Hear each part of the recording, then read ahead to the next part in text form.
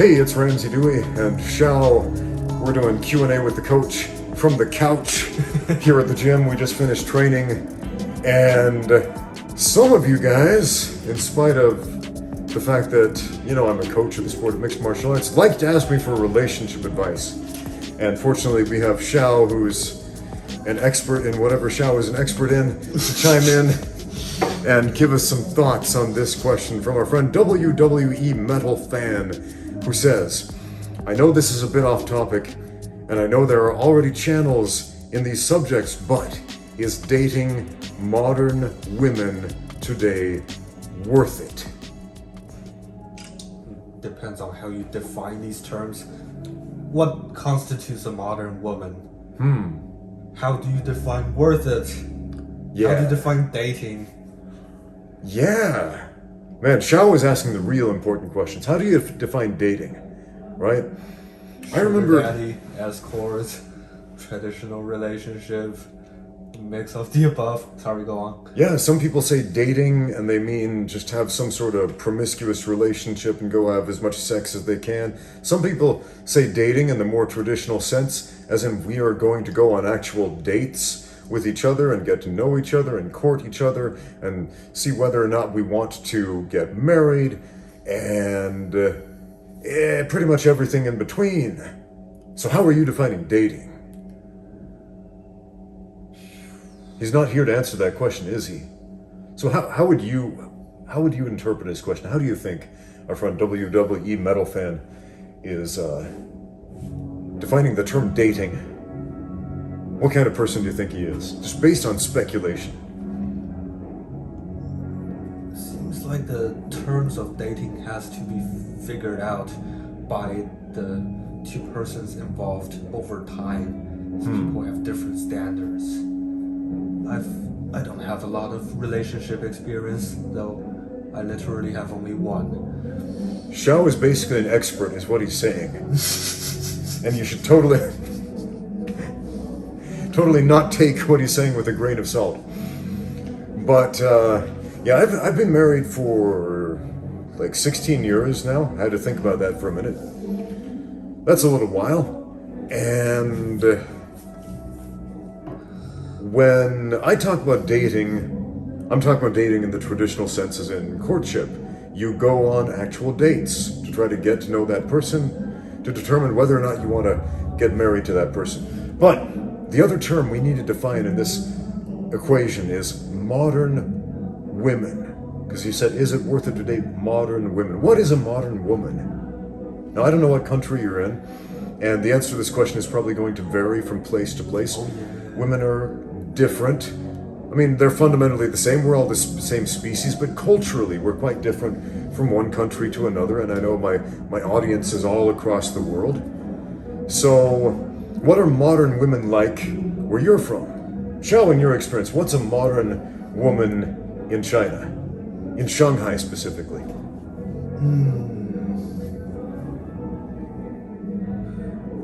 I'm going to first take a guess that the guy with the question is implying a woman who's been influenced by fourth wave feminism. And compared to Western women, well, in my experience, American women in particular, who've been influenced by such ideologies, the women in Shanghai, well, they have a lot of pluses. They're less fat, they're more attractive, they are more pleasant to have a conversation with and to be around in general. They don't get offended by your patriarchiness. Well, you don't have to tell them to smile. They're smiling like idiots mostly, but they vastly overrate their own sexual market value. I mean, the women in Shanghai vastly overrate themselves, vastly overrate their marriage and relationship prospects. But hey, at least the Communist Party is honest and call them leftover women, like in the marriage sense. Leftover women, yeah, that is a term I've heard. When they're age 28 and up, so I'm pretty... Age 28 is the cutoff for the leftover women? According to, I think it's Xinhua She, like, that's like a official mouthpiece of the Communist Party. According to them, yeah, age 28 is the cutoff. Man, commie party wants that birth rate nowadays. Yeah, the CCP has really been like pro-marriage and pro-family lately. Like they upped the child limit to from the 1-child policy to the 2-child policy, all the way to the 3-child policy, going on to the please have as many children as you can policy, probably pretty soon. But yeah, It seems to me that American young men are rejecting marriage because the women are not. That's a generalization, but a lot of women in their experience are not pleasant to be around. And some smarter young men realize they cannot afford to get divorced and falsely accused of domestic violence and whatnot in family court. Not saying those cases don't exist, but a lot of Chinese young men are rejecting marriage because they flat out cannot afford it and the expectations that come with it. Affording a car and a house. yeah, especially in a city like this where the cost of living is exorbitant. If you want to own real estate. Also, work opportunities are not as equal in China across different regions as it is in the US. Yeah. Not saying it's entirely equal in the US, but it's much more equal than here. Here, for most people, they have to make it to one of the big cities, which is basically Beijing, Shanghai, and Shenzhen. Yeah, Guangzhou, which is next to Shenzhen. that's true. Just to illustrate what Xiao is saying right here, like in the United States, you can at least get a minimum wage job where you live, pretty much in any city in America, in any state in America. Whereas in China, you've got this massive migration of very low-wage workers who will go from one side of the country to the other, who will leave their family, their children in the care of the grandparents, so they can go to a big city like Shanghai and work as like a cleaning lady, or work in a factory, or something like that, and go back maybe once a year during Chinese New Year to see their family for a couple of weeks, and then come back for this very low-paying type of work. So you have all these migrant workers in China just making this mass exodus across the country just for really low-level work. In America, again, you can find low-level work pretty much anywhere.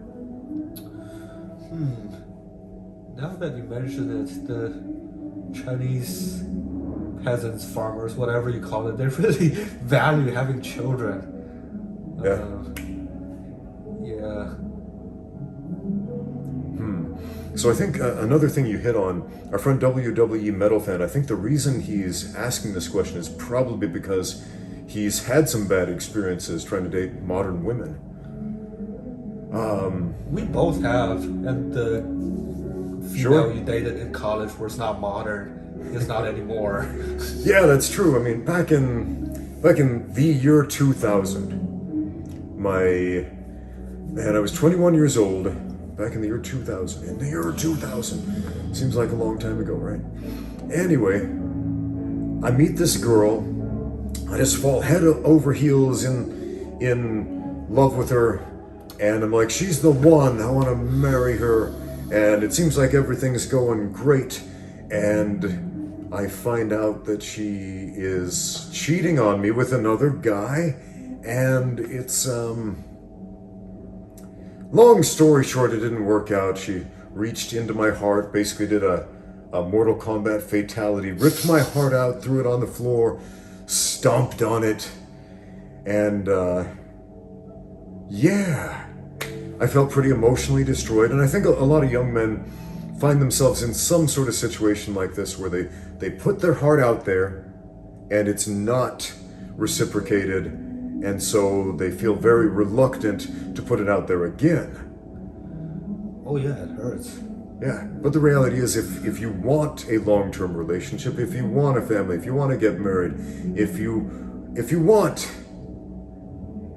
what you want, you have to keep going after it in spite of how many times people say no.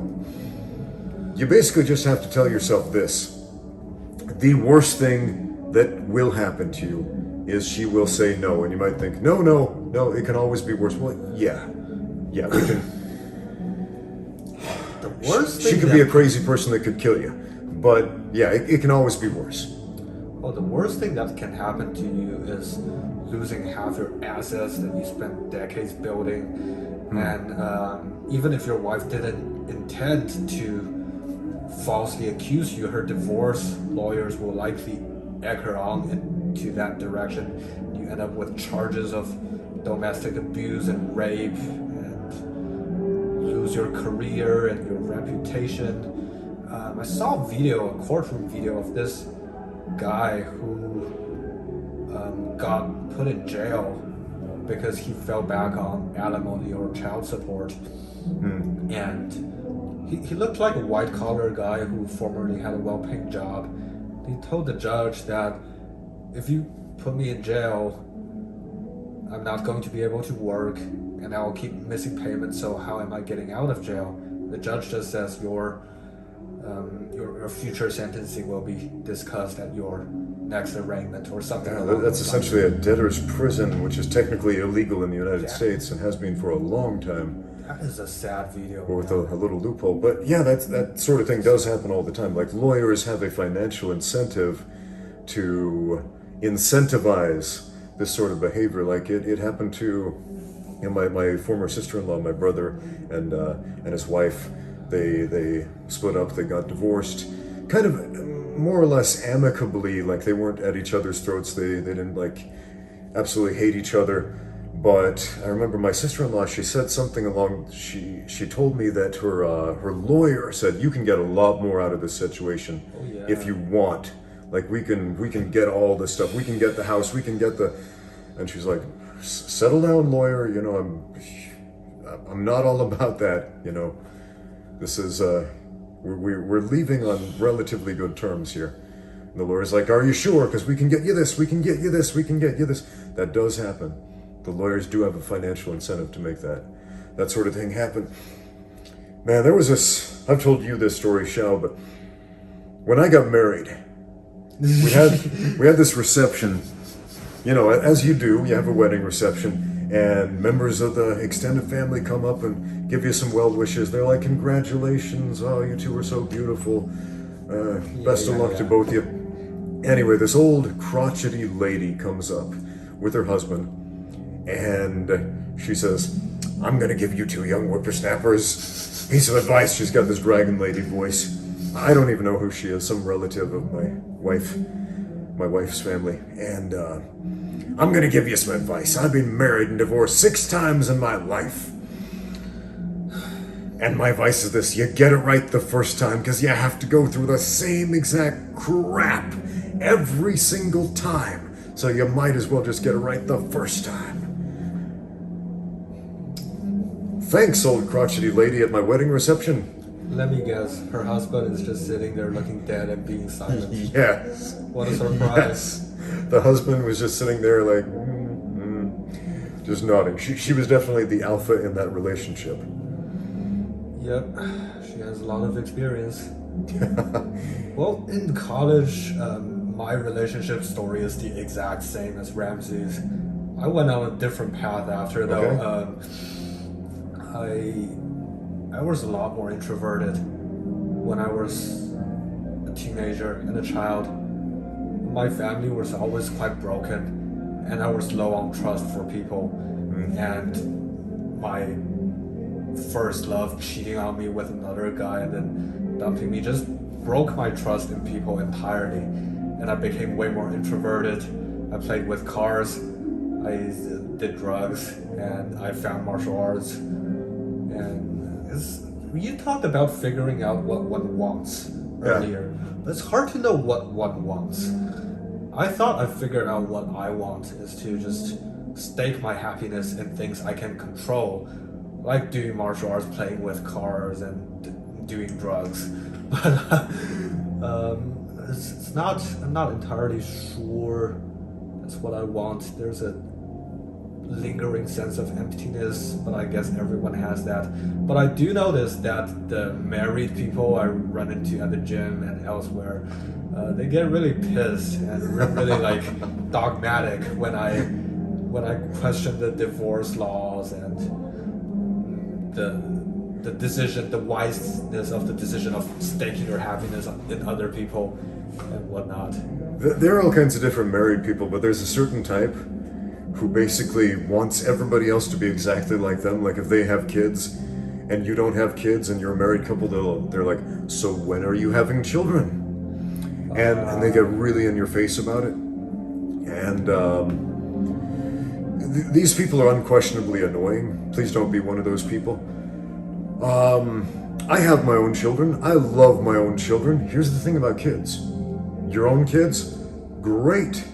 Other people's kids, they can keep them. Some people just love every child they see. Me, yeah, no, I like my own kids. Other people's kids, their parents can keep them. But, yeah, the idea of... There are some people who are genuinely unhappy in their relationships, and they want everybody else to be miserable just like them, because misery loves company. Oh, yeah. And there are some people who are genuinely happy in their relationships, and they feel like this obligation, like, I'm so happy with this, everybody should be this happy.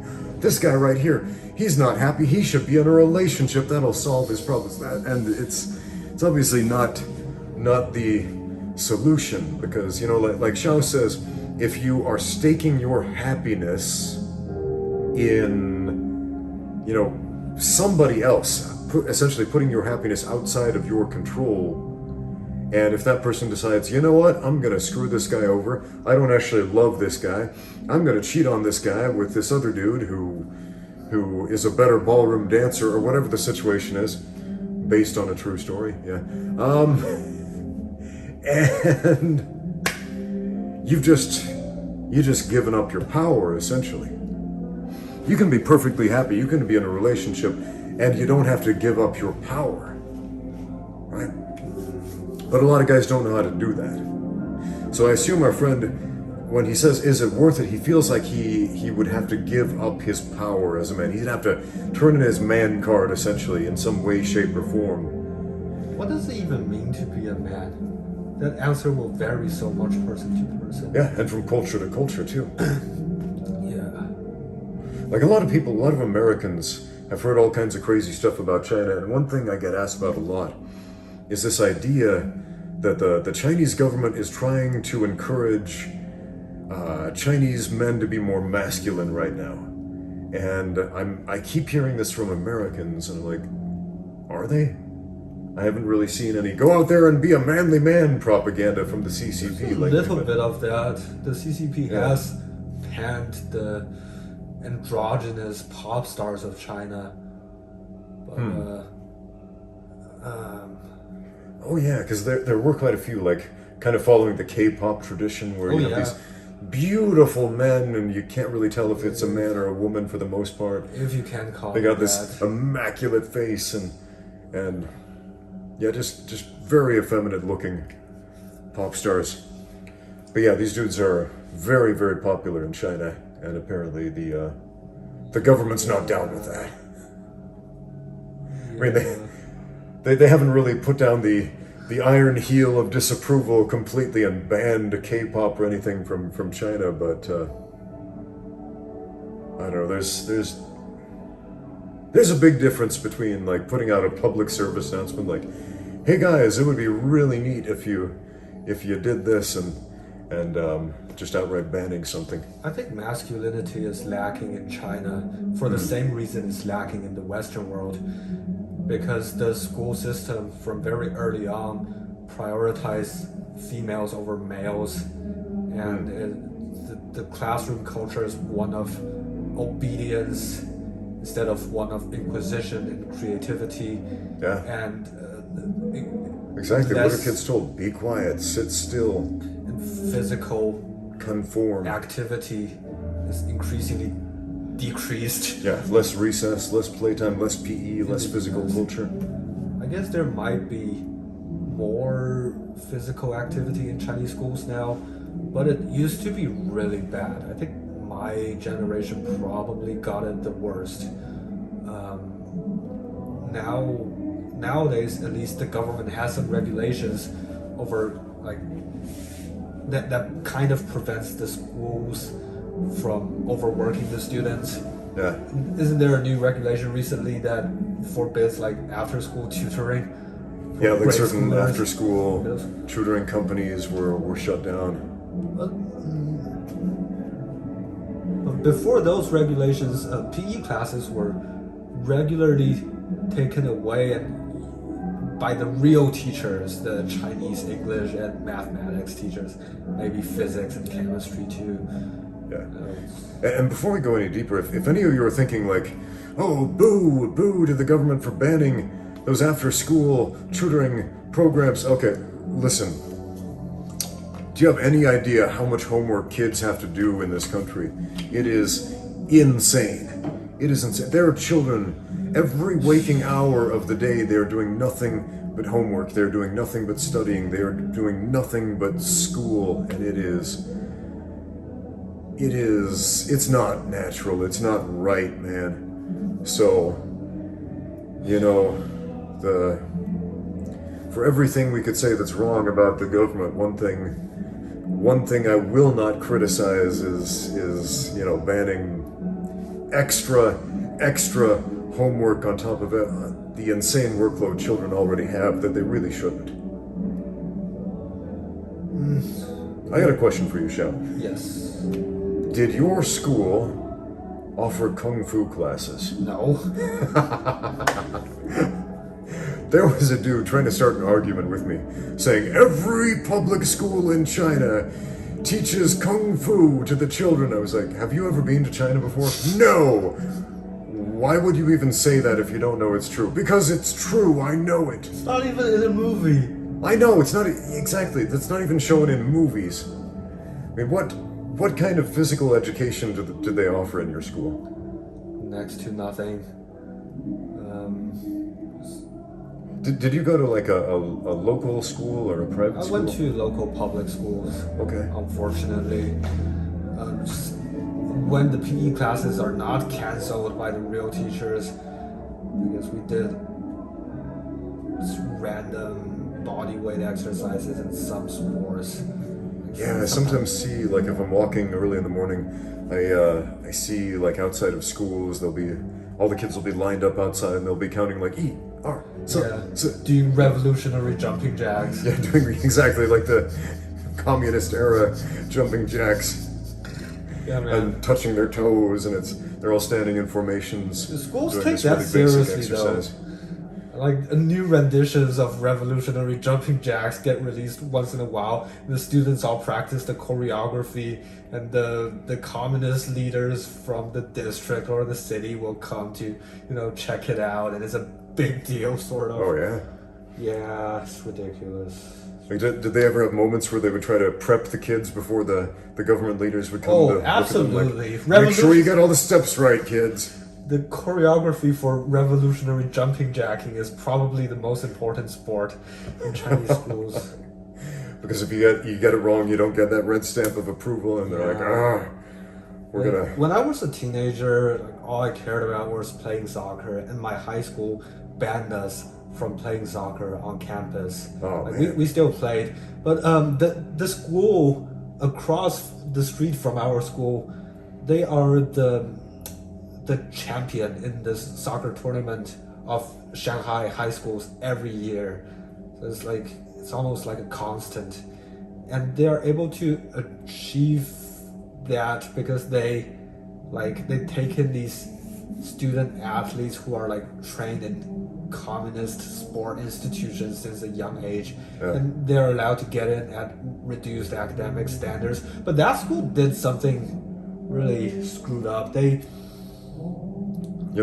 same thing happens in America. It's called a football scholarship. But here's the important part of the story.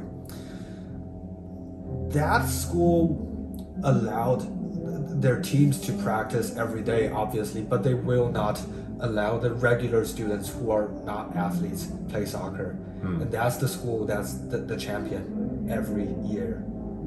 So Isn't that sad? Yeah, but the same sort of thing happens in America. Like, the same school is always the champion. Like, They don't marching disallow bands. their regular Let's students. talk about marching bands for just a second. I don't know if you have marching bands in China, but they had marching bands in America. But the marching band it's a highly expensive extracurricular activity. And not all schools in America get the same funding. So there are different grades of schools in America. They're all public schools. All Americans pay taxes for them, but they're all very differently funded. So I grew up in the state of Idaho, and our school didn't have a marching band, but our band teacher, our high school band teacher said, let's start a marching band. We were like, we don't have uniforms or funding or good instruments. He was like, but we're gonna give it the old college try, and we're gonna compete this year. And so we made matching t-shirts, not marching band uniforms, which are quite expensive, and we had baseball caps, matching baseball caps, and we wore jeans, and we go out there and we gave it the old college try, and we sucked and we were terrible. But we go and compete with all of the highly funded schools in the capital city. And I remember we were walking out there and the other kids in their fancy uniforms with their fancy instruments and their fancy funding, which probably cost an obscene amount of money. They look at us and say, who are you guys, the cleanup crew? It was like one of those high school movies where the bullies make fun of the protagonists and the plucky protagonists win in the end, except we didn't win, we totally lost. The same people won that competition every year. Do you know who it was? The most highly funded school. The one with the most money, the one who got the most, tax proceeds from the government. Every single time. Why? Man, we're really deviating from this relationship advice we started with. Maybe we should go back there and talk a little less about publicly funded marching bands. But yeah, I get it. I feel you. I understand where you're coming with that soccer analogy. Our friend WWE Metal Fan's question kind of presumes that all women are the same in the modern era. It implies that, at least. It implies that, and they're not. I'm going to give you some relationship advice my mom gave me. Yeah, and it was actually pretty good advice. It didn't sound like it at the time, and I'm also going to contrast that with some relationship advice my dad gave me. My mom and dad are basically polar opposites. I grew up with my mom. My parents have been divorced since I was like 2 years old, and I saw my dad a couple times a year for a couple hours a year. Anyway, so I remember I get dumped by this girl, I'm emotionally destroyed, and my mom says to me, the best fish in the sea haven't come up yet. I guess it's a British expression. She's from Northern England, and I'm dwelling on that for a bit, like, okay, but that doesn't help me right now.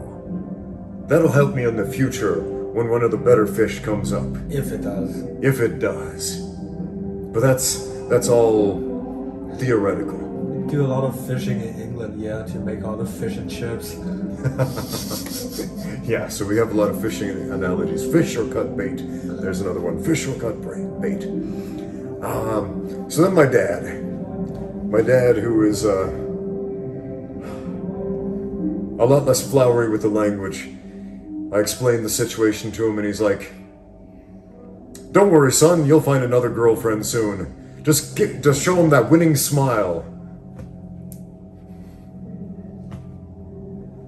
I remember hearing this at the time. I was like, what the hell kind of advice is that? Just show him your winning smile. And my older brother heard this and he just starts laughing and laughing.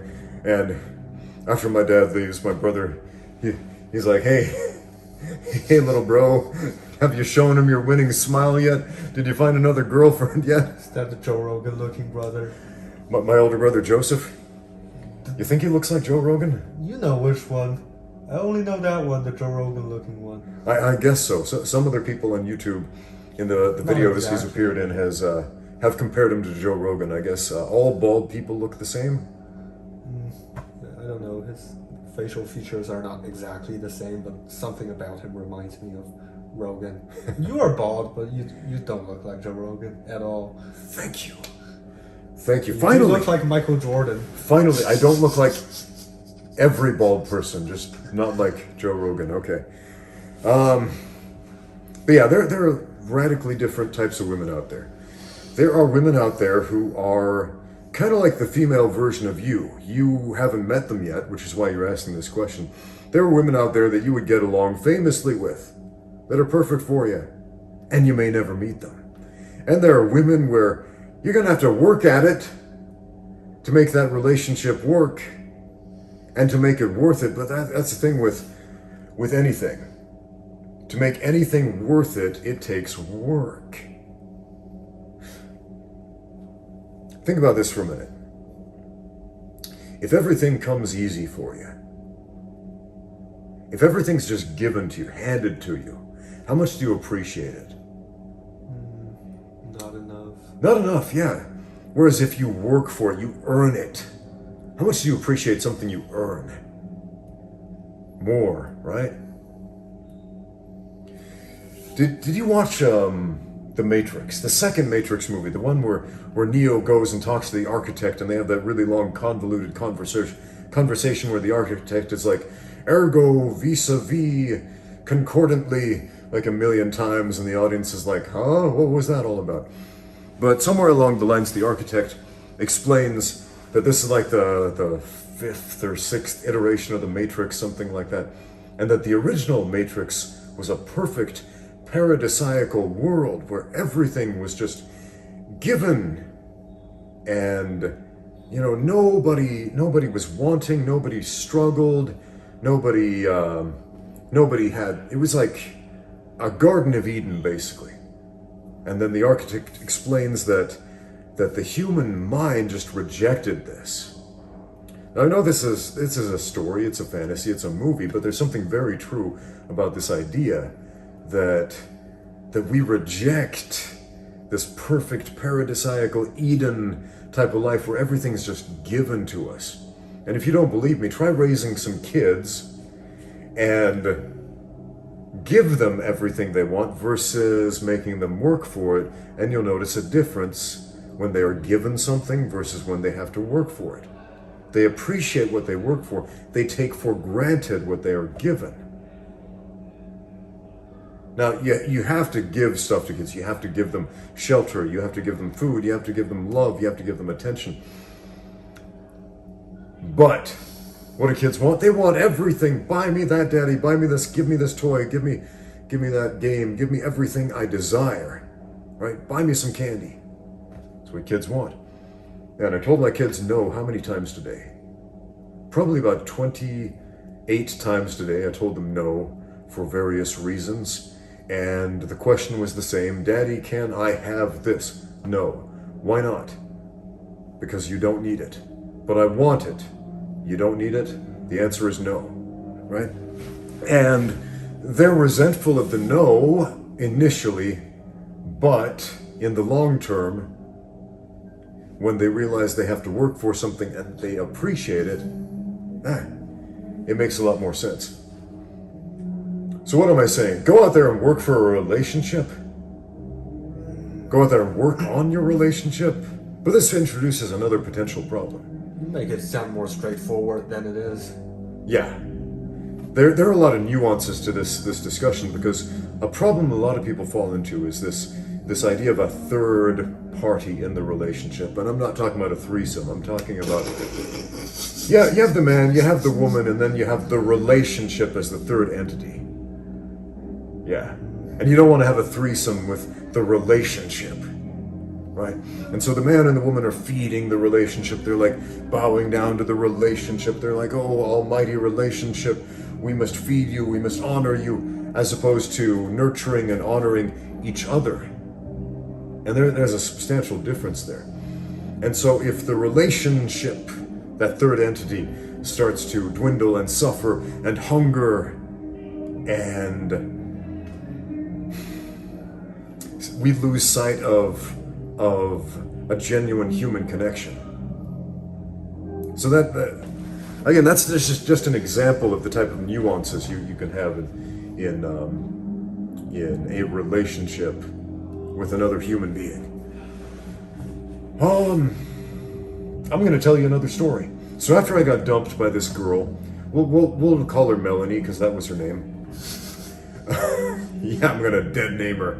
Take that, Melanie. Anyway, so Melanie dumps me, runs off, marries this other dude who was an excellent ballroom dancer, and I found a girlfriend on the internet. I went on a rebound relationship with this girl I found on the internet. And this was back in the year 2000, before that was okay. Back in the year 2000, this was highly taboo to find someone to date on the internet. If you were like, oh yeah, I met my girlfriend on the internet, people would be like, What a mad lad! you monster! You're a maniac! That's not right! That's immoral. It was considered like immoral to internet dating, online dating. It just wasn't a thing back then. Moral how? I don't know, it was just very taboo. It was like you were anathema. How do you pronounce that word? I don't even know.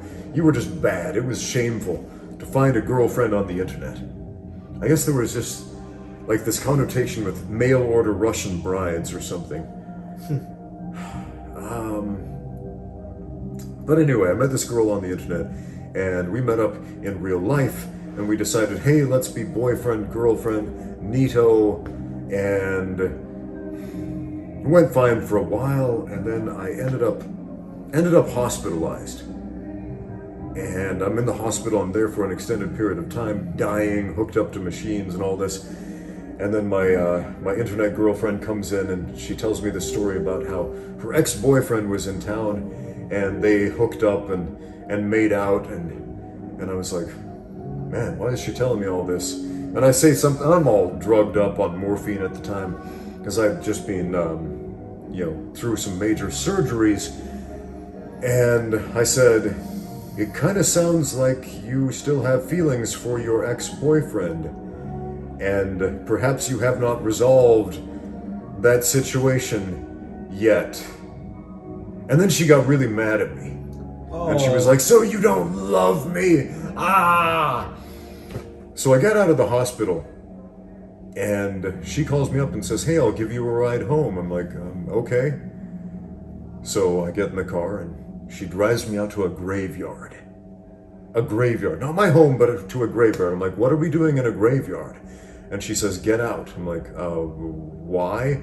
Get out of the car. I'm like, okay. I get out of the car, and then she starts screaming at me, you don't love me! Ah! And I'm like, what the heck is happening here? And then she shuts the door and drives away. I'm like, that is wild. I'm stranded in a graveyard. I'm being held together with surgical staples. I can barely walk. And I'm like, I don't even know how to get home from here. I'm miles away from my apartment. I cannot physically walk there. And I've just been abandoned by an angry woman. Was it worth it to date that modern woman? Modern for the time. Modern for the time. Back in the day, the year 2000 was considered the future. Oh yeah.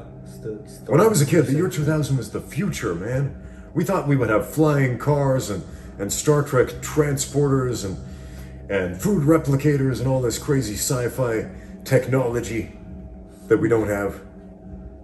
Food replicator. Do you ever watch Star Trek? They're like, computer, make me a stack of pancakes with maple syrup on it at exactly this temperature. And then the computer goes, okay, here are your pancakes, and it just like materializes out of nowhere. You're like, all right, thanks. 3D printing food. Yeah, like 3D printing food instantly. So that didn't happen. But anyway, was it worth it? Yeah, it was worth it, because I learned a bunch of valuable life lessons there. Was it worth it to have my heart broken? Yeah, it was. It was. Would I do it again? Yeah, I would. Was it pleasant? No. Did it suck?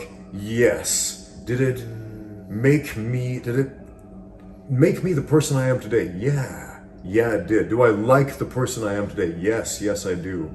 Am I bitter and jaded over it? No. Because I learned something very important. How to let go. And I made a video the other day answering this dude's question about bullies. He said, Ramsey, it seems like you're not bitter and jaded against the bullies who tormented you as a child in middle school and high school, junior high, that sort of thing. Why not? Why are you not a bitter, angry, jaded person who hates the world and hates life and wants to watch the world burn? And I said, because I learned the power of forgiveness. Which is not what a lot of people think it is. Forgiveness is not excusing bad behavior. It's not saying, okay, bullies, I accept what you were doing. I applaud your, yes, bully me more. No, that's not what forgiveness is.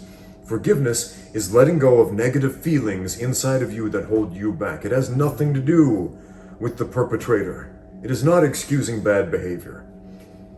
You know, a perfect example, you know, my friend Gregory, he's got an awesome channel about kettlebells. Go check it out. But, you know, in a horrible accident, his brother was hit by a car while walking on the sidewalk. And, you know, he made a video about this, and, you know, it's a terrible situation, but he said, I do not hold any, what was the word he said? So basically, I don't hold anger in my heart against this individual. He will suffer legal consequences for what he did, but I do not hold anger in my heart against him. And that's a perfect example of forgiveness. You know, he's not excusing the bad behavior. He's not saying, it's okay that this dude, you know, swerved into the sidewalk and hit my brother and almost killed him. That's not okay. We're not excusing that. What we were doing is letting go of the anger in the heart, and that's beautiful. That's beautiful. And that's not easy to do. I'm not saying because I can do it, anybody can do it easily. No, it's tough. It takes work. It takes practice, just like I said before. To make something worth it, it takes work. We were talking about people who are naturally gifted, naturally athletic the other day. Yeah. Like, there are a lot of naturally big, tough, strong dudes out there who don't train. They don't even train. And they have these natural gifts that guys like us would just absolutely kill for. And they don't train because they never needed to. Whereas people who do martial arts are skinny little wimps who got bullied and picked on, and so they learned how to fight. They learned how to be strong, and they put in an inordinate amount of work to get where they are. And they appreciate it. I mean, Xiao, were you just automatically good at fighting? No. Yeah, neither was I. Nobody is. Nobody is, right? And if they are, they don't appreciate it. They don't understand it, right? People who really understand fighting, people with a really high fight IQ, they had to work at it. Xiao, how much do you appreciate the skill set that you have today in martial arts? Not sure. That's probably a weird question for you because, you know, you're still at that, you know, that learning phase. You're at that novice moving toward intermediate phase of martial arts skill. Okay, I say I'm not sure because sometimes I feel martial arts skills ultimately mean nothing. But okay, I'll skip the philosophicals. Just watching me spar a year or so ago is weird. It's like it's clearly the same human but more fat and more slow and, you know, with all the worst attributes, but it's clearly the same human with the same style and same movement patterns. And it's funny seeing myself back then trying unsuccessfully some strategies that are my go-to strategies now. Yeah. And it's interesting watching that. Yeah, that's a good point. Man, I've personally changed an incredible lot as a martial artist over the last 20 years, but at the same time, I'll still recognize movement patterns and tendencies and preferences in my movement if I watch like a really old tape. Now, you know, obviously, you know, I fixed most of the problems I had 20 years ago, but again, just like you said, it's the same human. Even though it's not really, because on a molecular level, on a cellular level, there's not a single cell in my body that is the same as it was 20 years ago. But the consciousness, yeah, it's the same consciousness. Oh man, the karaoke has started up again. Screaming karaoke guy is great. So, you want a relationship that works. How do we do that? How do we do that? Well, I'll give you some advice as a man who's been married for 16 years. And, you know, before I get married, I heard a bunch of guys that they got up and they're like, man, marriage is so hard. Marriage is so much work. And I'm not saying it's always easy, and I'm not saying it's It doesn't take any work. But if your marriage is an absolute burden, that's a problem. That's not what it's supposed to be. Like, a relationship is supposed to make life better, not worse. So if your relationships are making your life worse, you either need to put some work in to change that, or you perhaps need to move out of a toxic relationship and into a less toxic relationship. It really depends. Again, this is a very nuanced discussion, why, as you mentioned, there are whole channels dedicated to this topic. And there is an endless stream of conversations we can have about it. So, Xiao, final thoughts, relationship advice for a friend on YouTube out there in internet land. It seems to me that he asks this question because he rightfully does not want to give all of his trust to others, and he sees great value in independence, staking his happiness in himself, but he also has a longing for relating to others, be it a romantic relationship or beyond. And I think I can really relate to that because I come from the same place. Yeah, makes sense. Do you think those two ideas are mutually exclusive? Or do you think they can be reconciled? Like, you can be your own man, but also be involved in a relationship and get the best of both worlds. Definitely not mutually exclusive. But it's like finding a balance, man. It's like finding that middle way. Romantic relationships are weird because there's something fundamentally Machiavellian about it, as in whichever party cares more about the relationship loses, but the relationship is also about caring fundamentally. Yeah, exactly. The person in the relationship who cares less has the power, and if a relationship becomes a power play, it's not going to be a happy one. If it's like, I have the power because I care less. Whereas the whole point of the relationship is to love the other person, to give to the other person, to share with the other person, to have these positive experiences with the other person, to share the power with the other person, if you will, as opposed to trying to keep it all to yourself. But yeah, you're exactly right. The person who cares less has the power. The person who cares more gives up the power. And the secret is finding the balance. Find two people who care about each other in the same way, ideally, right?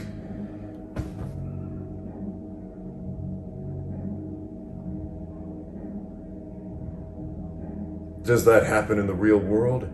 Oh yeah, it does. Yeah, it does. If you haven't found that yet, it's because the best fish in the sea haven't come up yet, man.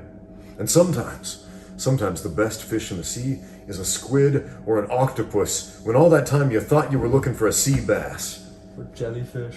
Or a jellyfish. Yeah. I don't know, man. I'm still figuring this out. We're all figuring it out. Man, seriously, if anybody out there is like, I'm a relationship guru, and yeah, there are some people out there who can give you some advice that can certainly be helpful. But if anybody tells you they have it all figured out, it's a lie. They don't. They absolutely don't. I don't. I mean, I've been married 16 years. I'm in a productive, happy relationship. I love my wife. My wife loves me. We're a happy family. Hey, that rhymes. But we're figuring it out day to day, man. As Jesus said, sufficient to the day is the evil thereof, which is a weird thing to say. But let me repeat that. Sufficient to the day is the evil thereof. And the context in which that was spoken was this: take no thought to what you shall eat, or what you shall put on, what you shall wear. Like that stuff's not really the most important stuff in life. Take each day, one day at a time, and deal with it as it comes.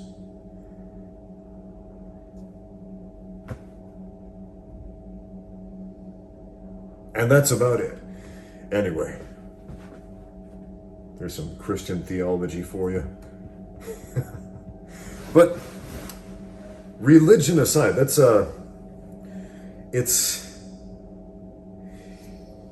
it's a philosophy that I think it's something that I do, right? It's important to plan ahead. It's important to follow structure and have order in your life, and it's also important to understand that structure can be subverted instantly. Like, how many people out there a couple of years ago made plans, like, in the next 5 years I'm going to do this and this and this and this, and then COVID hit the world, and they're like, oh dang, I've been stuck indoors for the last 2 years on lockdown in my country. All my plans, no, what am I going to do? Right? You take it as it comes, day to day. Right? Yes, make plans, make lofty goals, do awesome stuff with your life, but at the same time, be prepared to take it day to day just in case life subverts your expectations, because often it will. I mean, think about all those dinosaurs that lived on this earth for millions of years. They were the top of the food chain. They were the predominant life form. They were the it species, because there were a lot of dinosaurs, man. And suddenly, out of nowhere and without warning, boom, gone, incinerated in a meteor shower, something like that. We don't really know, but we can speculate, but they're gone, right? And I imagine those dinosaurs were probably just sitting there thinking, yep, this is how it's going to be forever. Oh, wait, what's that bright flash of light in the sky? Ah, we're all dead now, right?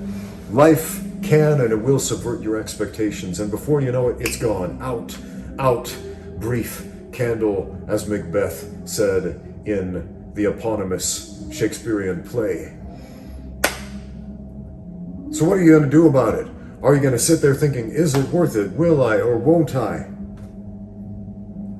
Fish or cut bait. There's another fishing analogy for you. Fish or cut bait. What does that mean? It means do something or don't. Actually, cutting bait is productive. Fishing is also productive, but there are different types of productive. Fish or cut bait.